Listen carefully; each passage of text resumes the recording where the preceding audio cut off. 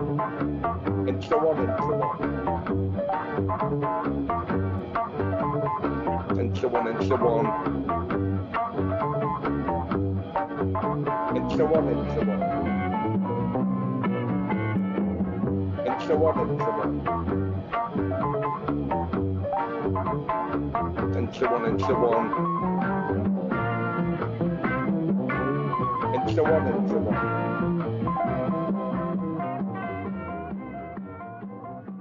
All right, this week we have Alenka Zupančič on for an interview about her new book, Disavowal, with Polity Press. If you'd like to support the podcast, head over to Patreon for $5 a month. You get 2 extra episodes each month, access to all the interviews, and our Discord. Other than that, let's hand it over to Alenka. Bye-bye.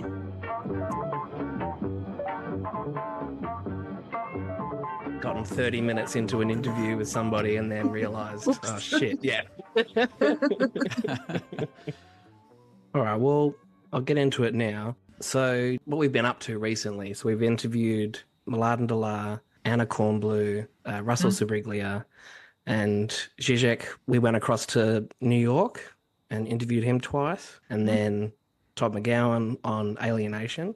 And what's cool for us is in this project, your book Disavow comes at the right time because we've worked through rumors, gossip, truth, alienation, serial crisis, immediacy, and now Disavow. We released an episode to the listeners to prepare them for this interview. So we went through some basic formulations of Disavow and tried to stage some examples and focused on the intro in the first chapter of the book. I first read Zizek when I was 16, and it was a high school English teacher that gave me a Lacan essay on the mirror stage and something by Foucault. I think it was What is an Author or something. And fortuitously or not, ended up finding Zizek's Welcome to the Desert of the Real, just as I'd finished high school. And I've been doing it for 20 years now in this madness of what you guys have all been up to. No, it also, I mean, for me, it was the same thing. I discovered this in high school, and it's been with me ever since. So, Tim, since I've been talking so much, would you like to ask Alenka the first question? Sure. As Michael said, we already did an episode on your book, and when we were talking there, I mentioned to Michael that, you know, when I first started reading Zizek, like we're just saying now, I kind of got this rush, this kind of aesthetic high. And I'm now getting that when I'm reading your books, and particularly your last 2 books, Let Them Rot and Disavow. To Michael and I, they seem to be cutting-edge books. You know, you kind of take some familiar concepts, things that we think we all know about, and you redeploy them in new and exciting ways, almost enacting an act within your book in relation to these things. And as you well know, Zizek has said plenty of times that he hates you because you're already smarter than him. And you force him to rethink his own work and end up coming up with a stronger theory. So I guess more on a personal level, we were just wondering, how do you feel about your last 2 books? Okay, well, first, thank you for this very, very nice way of formulating, generous way of formulating what these books are. In fact, they are like small books in terms of word count. They are not very extensively written books, but it's, I don't know. For me, each one is in a way a kind of very, very focused thing. I mean, with Antigone, they are slightly different because with Antigone, what really intrigued me, and I think I already spoke about this, is actually how what we usually call some kind of eternal, timeless actuality of this play, what actually this what it means or how it is articulated, because it is not simply that there is some message there which is timeless and we can all discover and rediscover it again and again. So I really started out from this question, what it is that makes Antigone able to get reactivated in such different contexts as it is reactivated. I mean, it's really reactivated in used, exemplified, and so in very, very different contexts.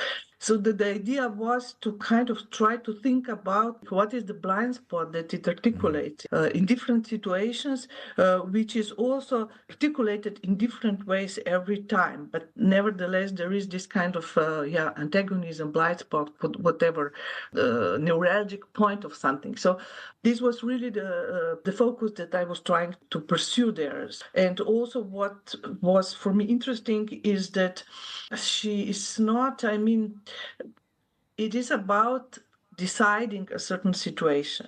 So what she does, and this is why it nevertheless still is to some extent a controversial figure. It is not simply that there is something that we all know is good, and then there is this tyrant who does everything to suppress it, and she's the heroine who opposes this tyrant. I don't think this is the narrative behind it. It is also about the very good that we need to follow being decided at this precise time. It is not there to guide us. We have. It's not only that we need courage to pursue this good or this ideal, but we also need courage to articulate it, to decide what is to be done in a certain situation. And I think this is really important, and this is why this figure of Antigone is so often reactivated in this context, where precisely one also needs to decide what is the truth of a situation, not simply claim this truth or saying, there are passages in Antigone about the way whatever the laws of the gods and so on. But if one reads the play, one thinks that one sees exactly that there is a moment of decision, and there are consequences to this decision, and what is the big other that one follows is decided at that point. So this was basically what I was kind of trying to think about with Antigone. And Disavowal is a slightly different, because here I really start out from a concept, which is psychoanalytic concept, which is very interesting because it involves other concepts like knowledge, belief, certainty, and so on, and articulates them in a way which is sometimes counterintuitive, that we don't necessarily expect how belief and knowledge can be actually articulated together into one thing. So this, for me, it was both a kind of opportunity to interrogate some conceptual finances and conceptual questions, but also at the same time an occasion to interrogate our social reality, because I think there is something that this notion of disavowal really, really captures extremely well in our present social reality, at least, let's say, in the part of the world that we live in. So this was slightly different. But I guess if I just say something about what is in this social reality, what I really felt there was something wrong with is the way that mostly all political discourses are articulated more and more as a kind of opposition between, some kind of normalcy, mainstream normalcy, and then this allegedly, supposedly extreme denialist, conspiracy theorists, and so on. And actually, my idea was that this picture is slightly wrong, and that what we are witnessing here is rather a kind of combat or dialectics between that this normalcy itself is based on disavowal. It is not simply something more or less non-pathological, but that we are actually in a very difficult situation when we have denial or conspiracy theories on the one hand and disavowal on the other hand. So it's not that we have mainstream normalcy and then this kind of extremes on, allegedly they even say both sides or whatever. I really think there are two sides to this. But there is something very dangerous and also very destructive going on in this more moderate, reasonable mainstream normalcy, precisely because of this element of disavowal, which is, I think, a very, very, very important part of it. Yeah. We interviewed Todd McGowan last week, which I mentioned to you. When the interview finished, we went, fuck, we didn't even ask him to define alienation. Yeah. So to open it up a little bit, could you provide us with a definition of disavowal? Yes, of course. I mean, it's not very complicated, actually.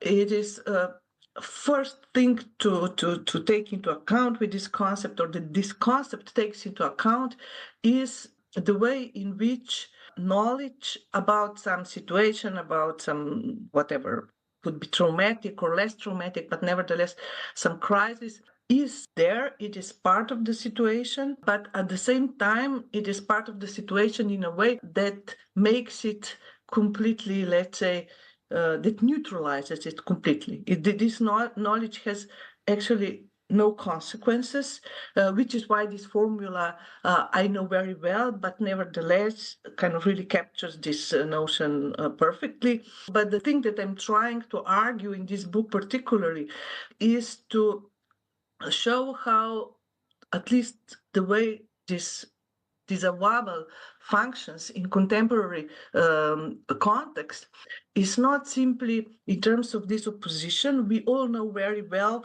what is going on, but we still continue with our business as usual as if we didn't know what we know. But that there is also more and more, what is more and more present is that we actually use the declaration of this knowledge, the way we proclaim that we know it, as an actually a reason or excuse to go on as if nothing really mattered. In the sense that it is enough that we declare that we know, so we need to declare this. We are no fools, we are not whatever conspiracy theories.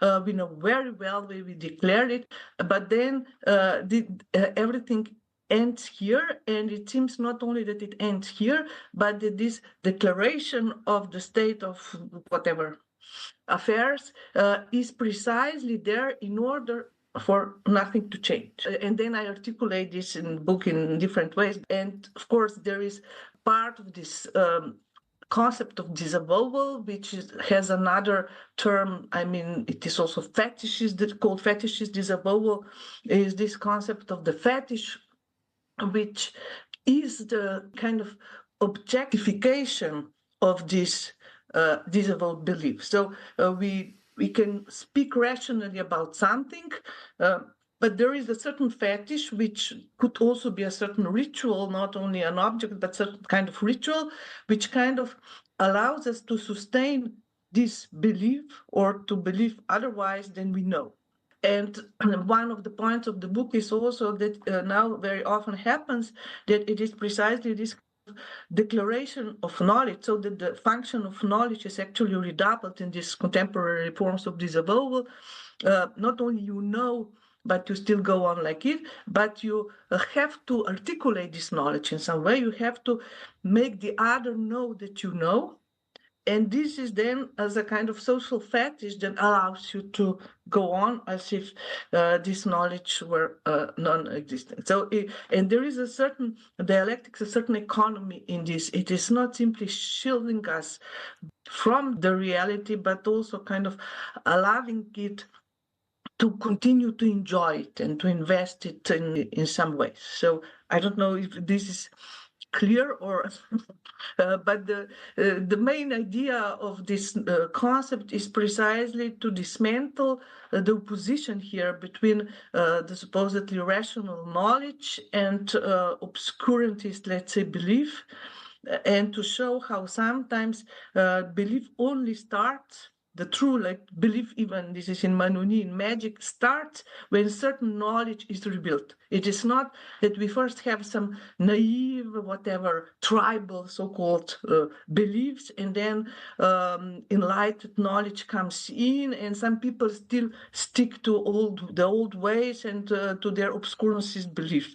No, what is very nicely shown also in this Manuni's text is that actually belief starts with knowledge. It is only when the truth, let's say, the knowledge about some situation is revealed, then this magic belief really gets instituted. So, and this is similar to what you can say about, children and so on. They don't know any better. They are not simply naively believe something. Yeah, this is not the same as the true belief is precisely when you know something, but then there is some aspect of it which is of the opposite of it, which you preserve in this belief.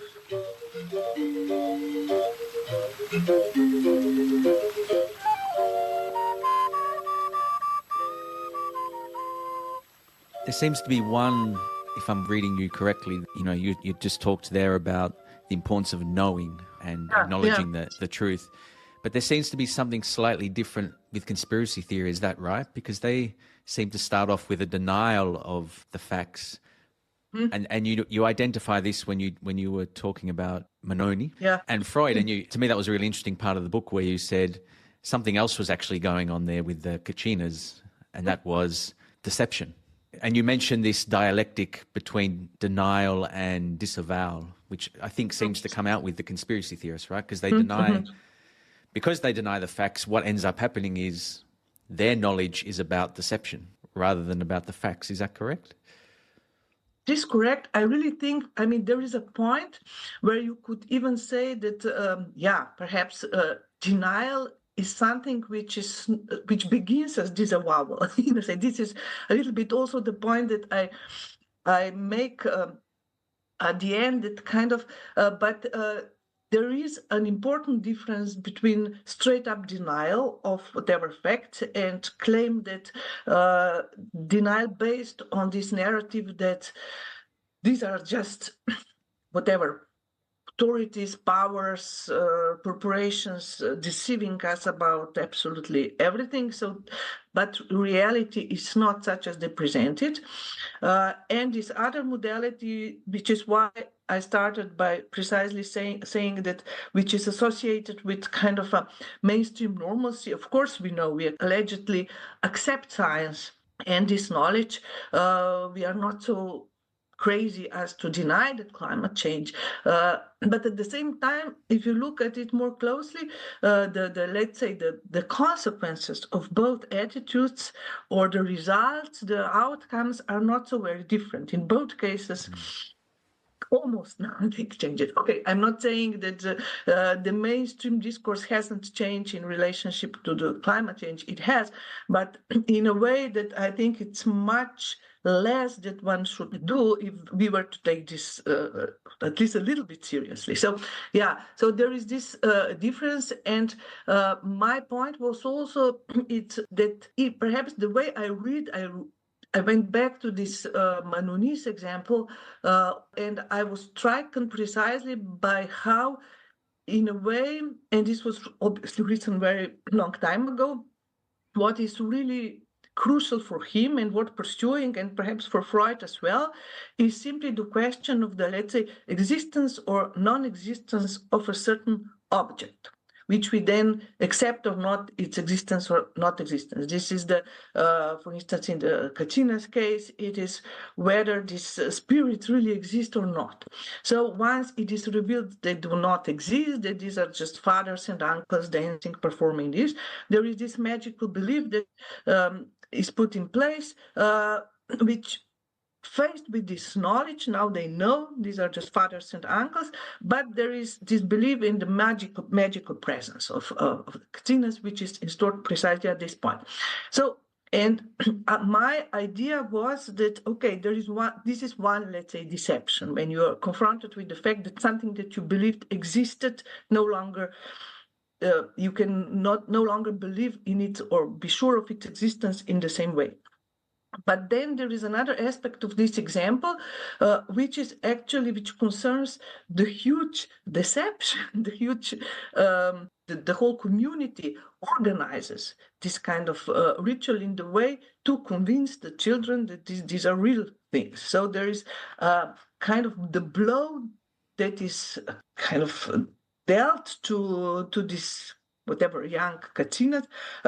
It's related precisely to the fact also that what he considered to be the source of authority, the source that actually tells you what is subjectively true or not, what is knowledge, what knowledge to trust and what not, proves to be the source of deception, actually. There is this difference between, let's say, the facts that you know and what guarantees the truth of these facts. And so what can you trust if authority is deception? And what can you trust in also, obviously, this has a certain affective dimension. If these are like parents and adults, your important adults, let's say, and you are faced with the fact that they were like systematically deceiving you for so long. This is not something that one can perhaps so easily dismiss and just focus on the object of this deception. Does it exist or not? So I was pursuing this thread because I thought that this is precisely what comes to the fore in our contemporary context. Nobody even cares so much whether, COVID is real or not. The fight is about, are they deceiving us about it or not? Of course, if you say they are not, then it exists. But what I'm saying is that there is nevertheless this kind of shift, that preoccupation with the fact that we are being deceived, and it becomes, and how to handle this and how to protect ourselves from this becomes a much more important thing in the structure of disavowal than perhaps it was or has been when Manuni wrote his article. And then from there you have this conspiracy thinking, which actually takes this out as the one and only almost point where let's say the authority of the other is being preserved, but at the price of its becoming an evil, omnipotent, but an evil other. So, but perhaps we could say better kind of evil God than no God at all. But there is this, this kind of attempt to say, okay, there is this, somebody is in charge. And we know that in this world of ours, the impression that we usually get, and which is really terrifying, is that at the end, nobody is really in charge. And that many things, and I'm not saying that this is all just coincidence and there are no interests and conspiracies going on. Of course they are. But there is no some kind of a overhead global thing that we could say, okay, somebody is in charge, and which could be a relief even if they are supposedly in charge so that they conduct or make evil prosper, whatever, surveillance and so on. So there is this kind of whatever dialectics, this kind of also emotional involvement that is very much at stake here.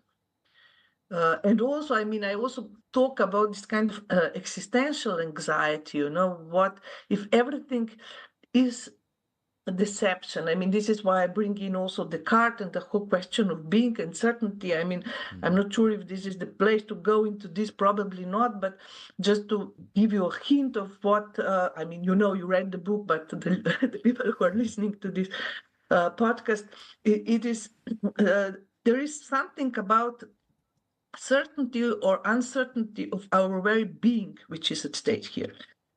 This is at least my claim. It is not simply with this figure of deceptive or non-deceptive other.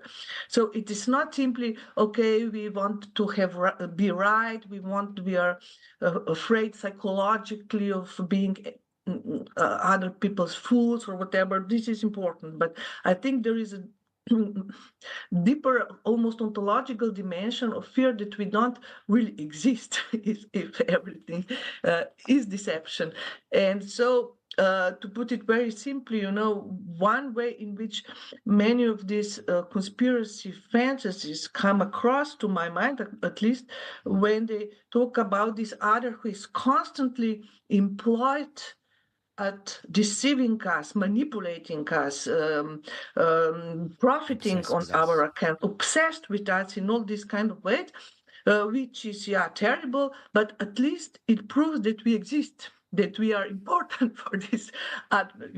There is a certain kind of, okay, we can be certain that we exist, whereas in this kind of there is nobody is in charge and you don't even know what is going on. What actually if your whole existence is just kind of scam, and this is the kind of anxiety I think that socially is very, very present and felt by many people, and who are not simply crazy.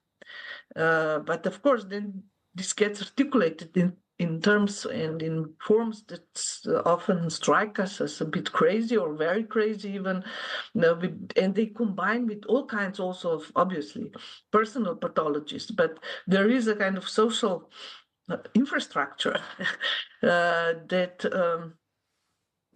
sustains this and encourages certain kinds of thinking and interrogations.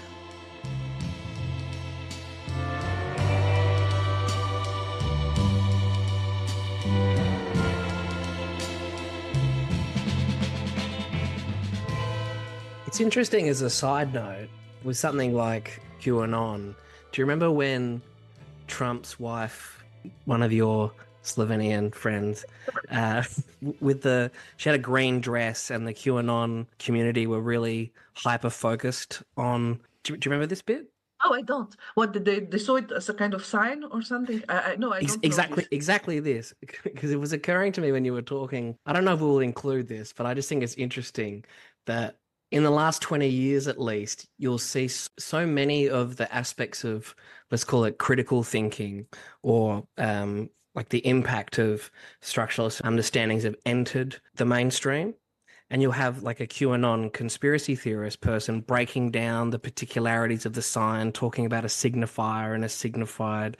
They're doing interesting work in a certain way, as mad as it is.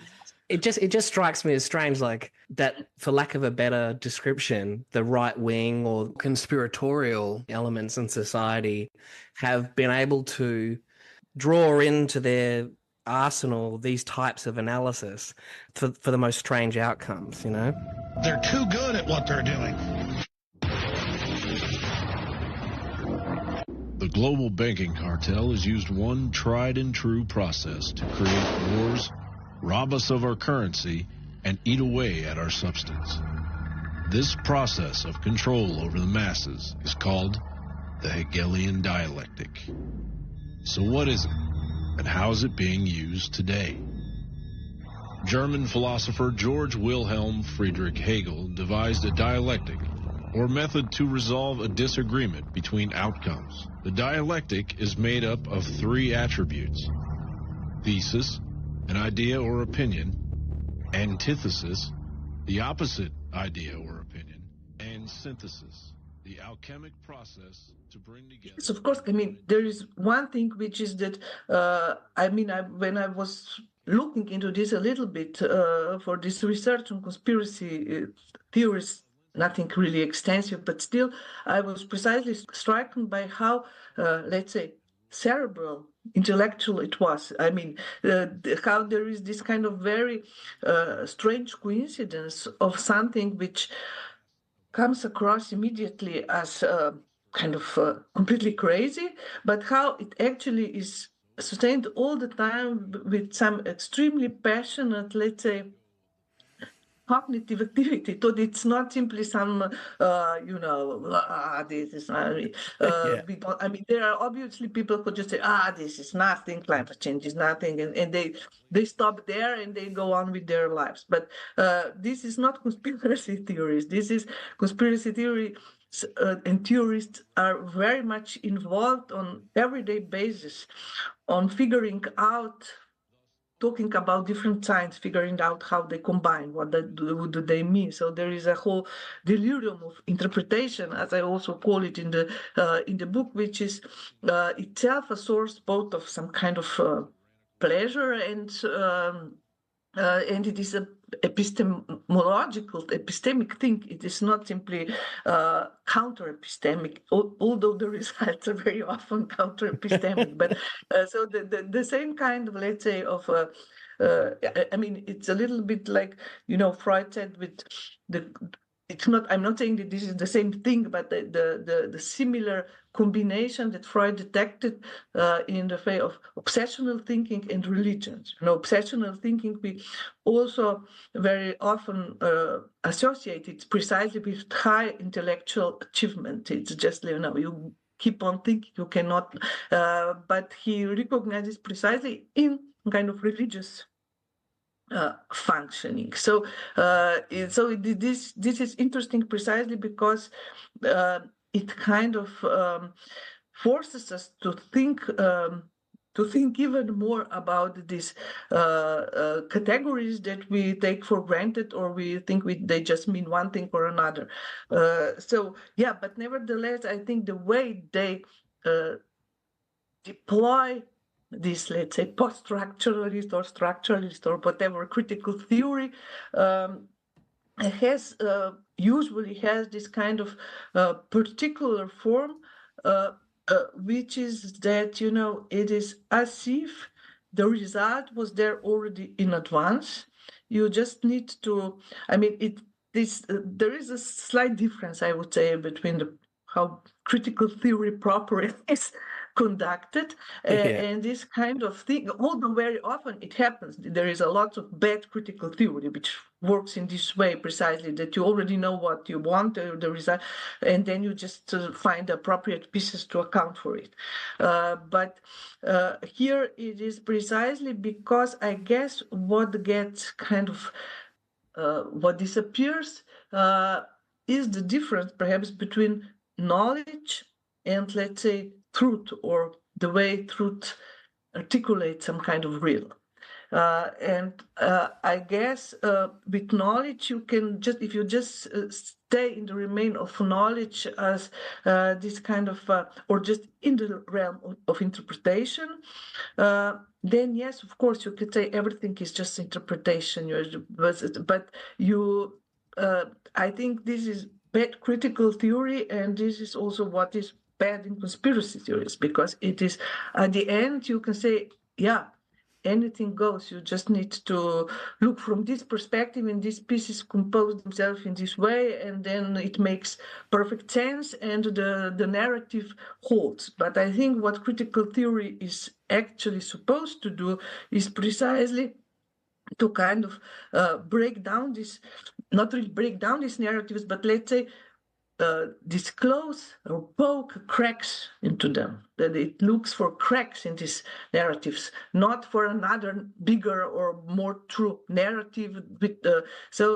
It's a different perspective, and I think this is but it is, as I said, extremely cerebral activity, and not just some kind of stupid. these people usually spend enormous amounts of work researching things on the internet, on whatever literature there is. So it's not simply, an activity which is the opposite of what we consider intellectual activity, not at all.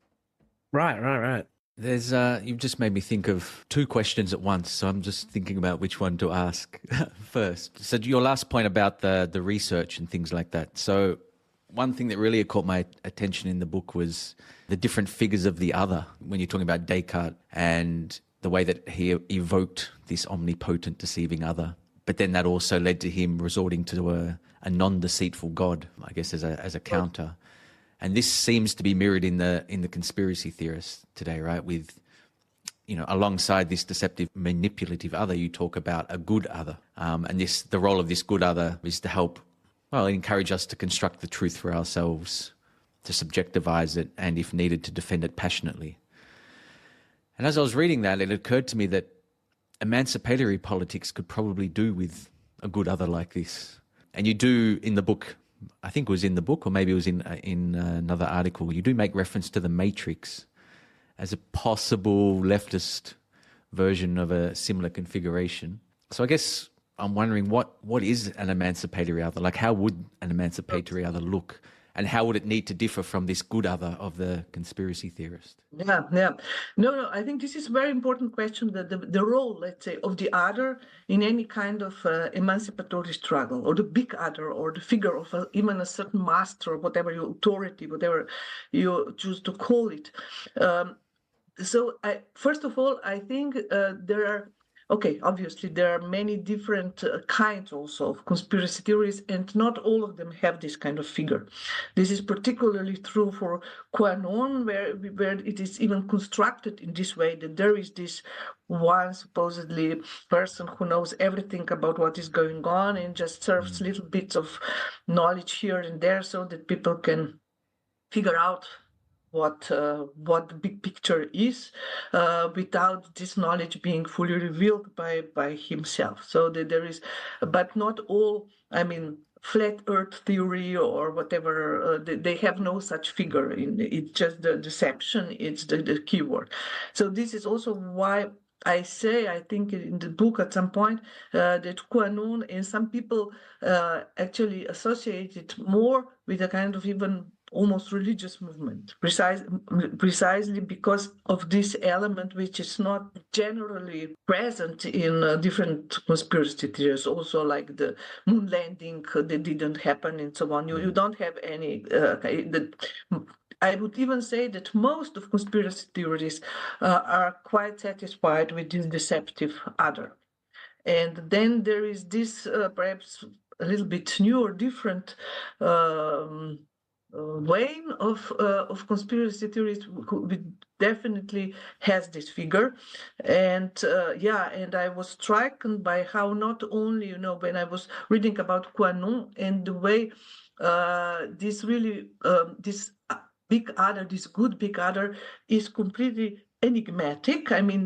Obviously supposedly I don't know, or she or whatever, has all the answers and this kind of direct insight into the whatever forces behind the stage, but works by simply serving these hits and crumbles of truth here and there, so that people actually engage in finding the truth for themselves, and whatever then this can change if something is disproven, then they can just say, okay, because we didn't take into account this other small thing, and so on.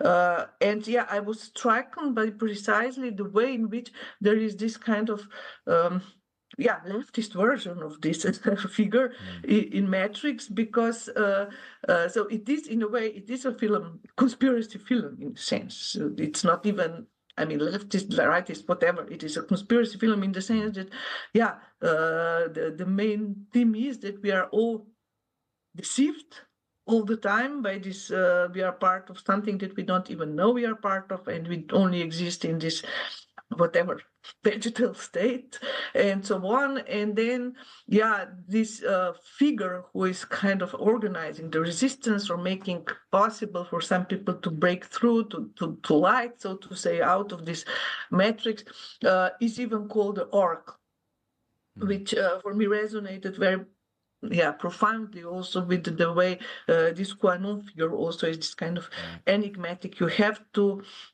find out, you have to, it is a certain kind of oracle. Now, I think to try to, answer your question or think about what you say, if emancipatory politics would benefit of a figure like this, I would say perhaps yes and no.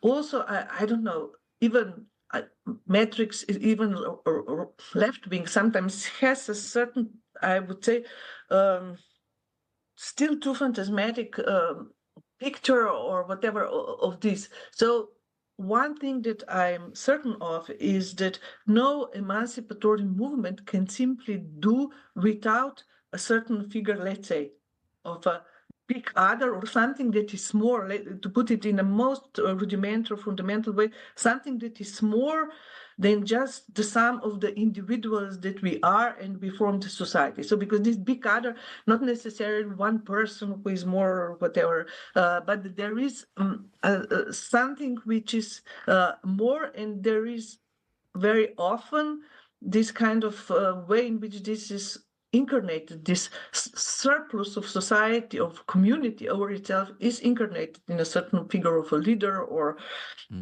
this kind of big other. And I think this is kind of irreducible in emancipatory struggles. But then the big question is how this figure actually functions. And I think there is what emancipatory politics, what is the good thing about true emancipatory politics, but also what kind of perhaps inhibits it from time to time, is precisely that it really presupposes courage and faith. And by courage, I mean the courage to go on and to decide, even when we don't know, when we know that this other does not know. It's not that we say, okay, the other does not know what is the final solution, so we are lost.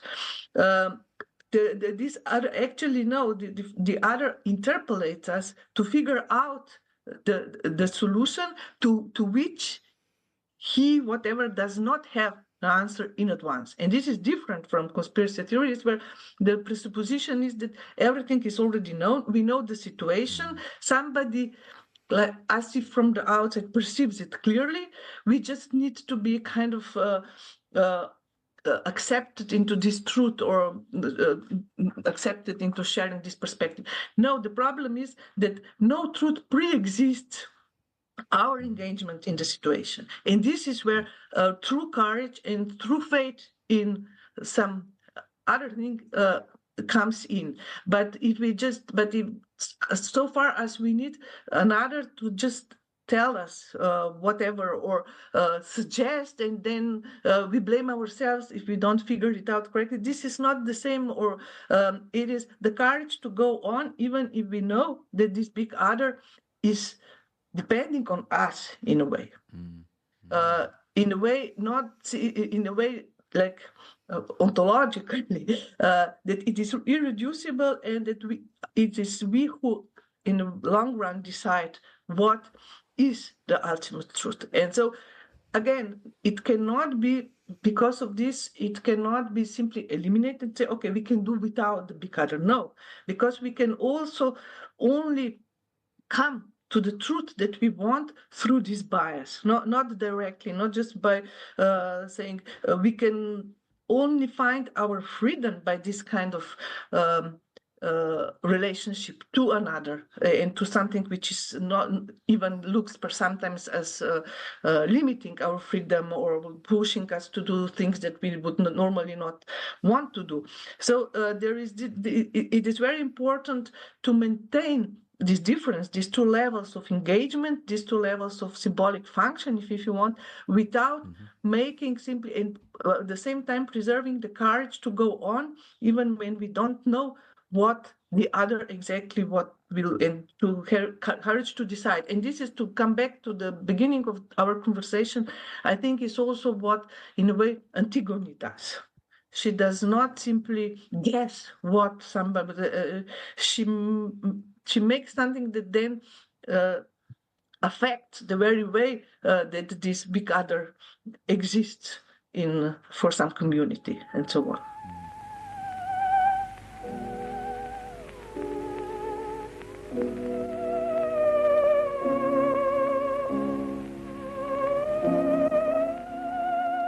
That's a very hard one, right?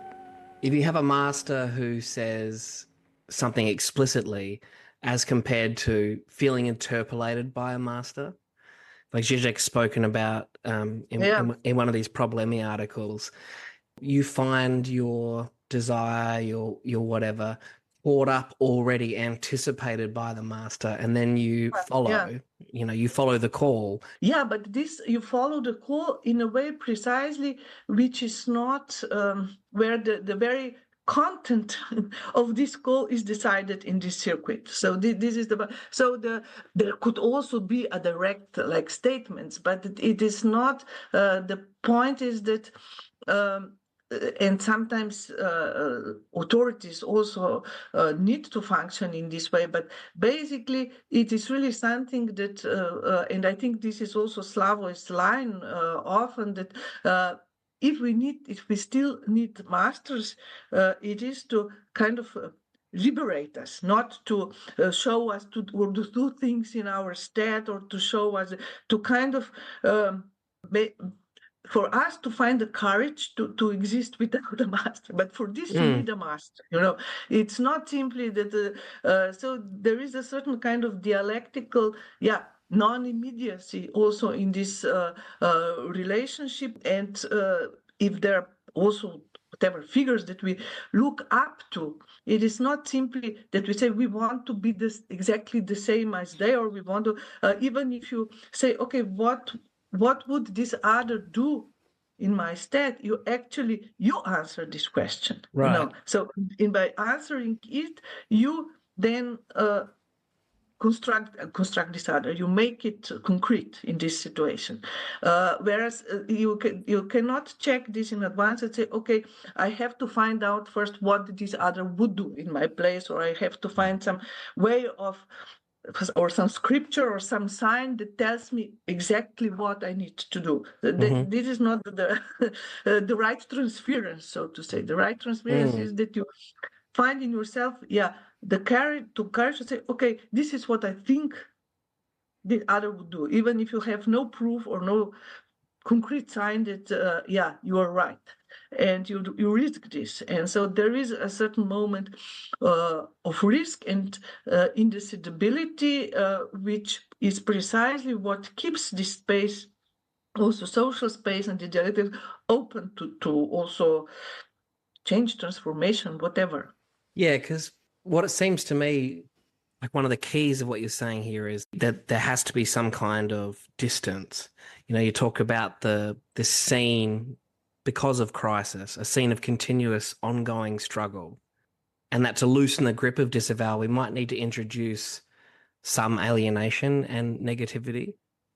And we were thinking, like, what would that look like? How do you go about collectively introducing some alienation?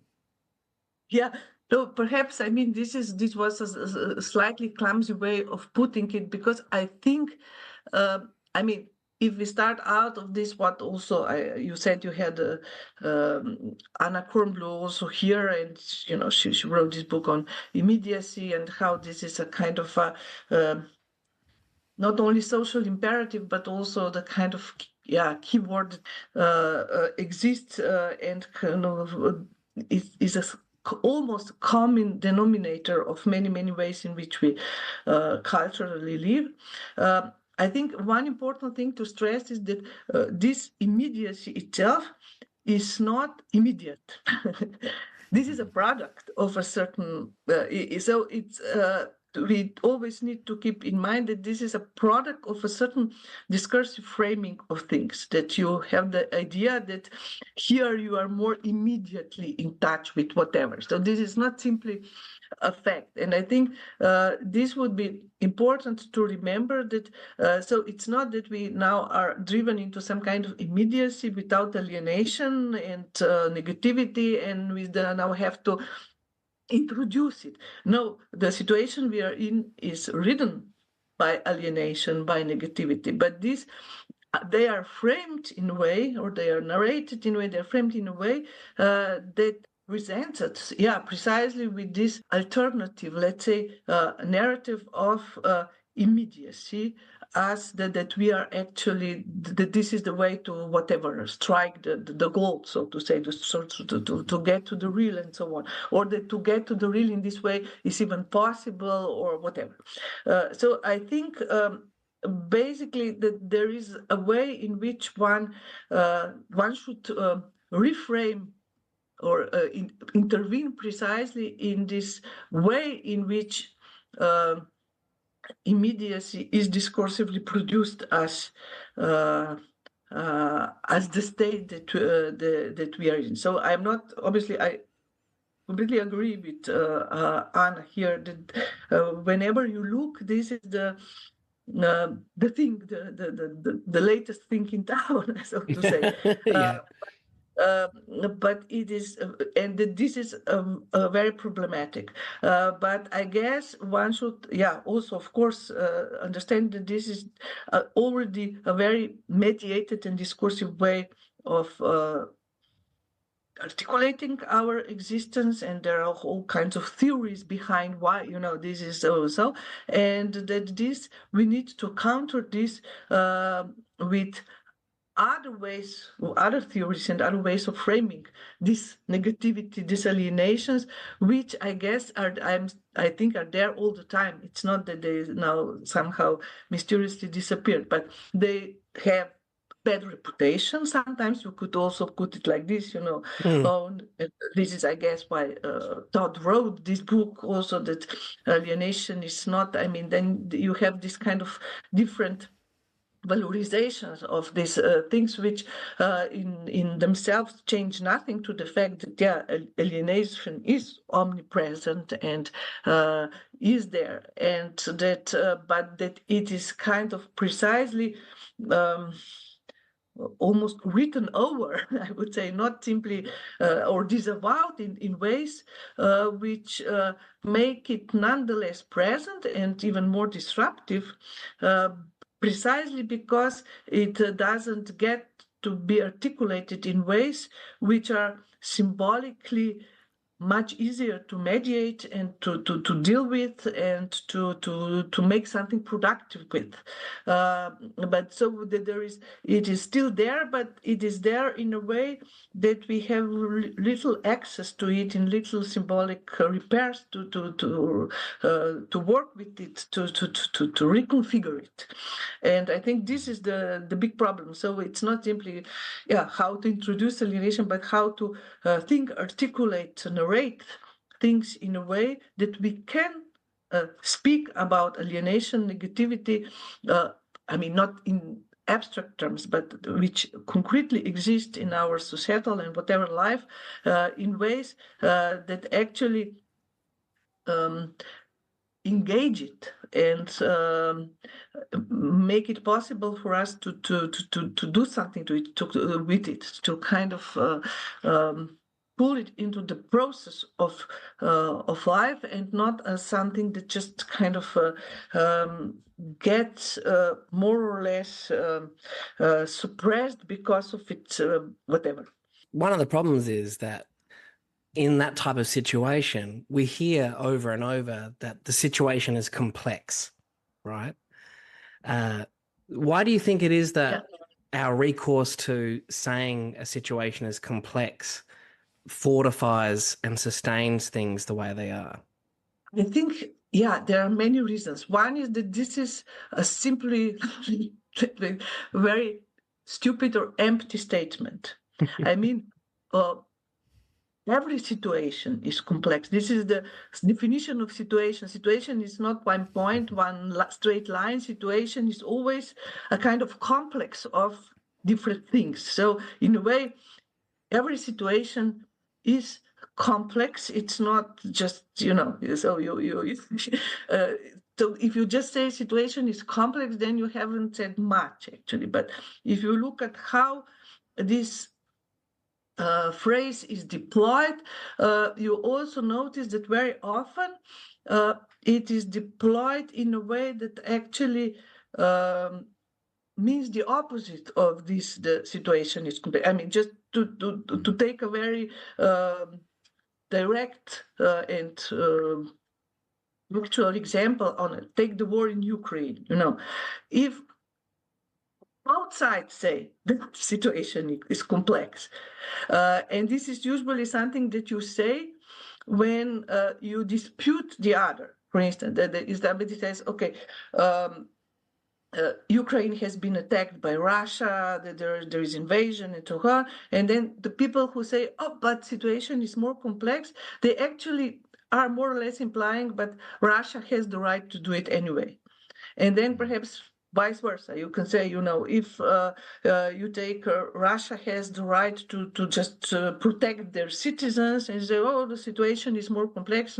But so it is obvious that this is simply to kind of it's not helpful in any way. It is just you say actually you say something very simple, which is the opposite of what your whatever adversary or the people that you disagree with are saying.